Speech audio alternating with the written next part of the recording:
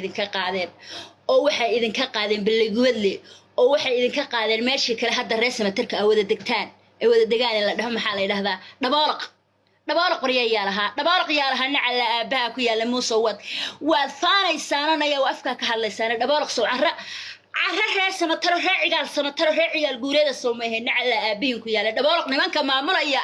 ee dhaboolaq haysta ee beeraha ka dhistay ee maanta degan soo niman araba ma hawriya dadka waa kula dhuuqaysan faan aan wax tarin baa la yiraahdaa hawle habare wali baa iskale wariya taa horta sayidkii baa ka hadlay oo idin sheegay runta wariya runtan idin sheegaya runtaan idin kala hadlaya nimankii Hargeysa xoreeyay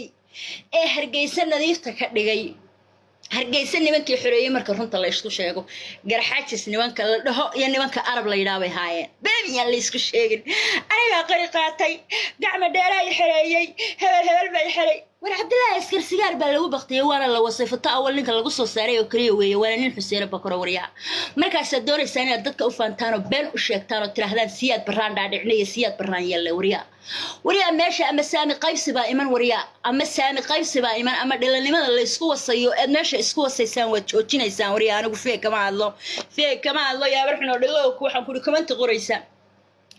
naya nimcan naqli qafkad ka faanaysa anigoo naag Cabdullaahi Bakar kaliya bad iska kay celin kari weydeen 30 naagood ba isku soo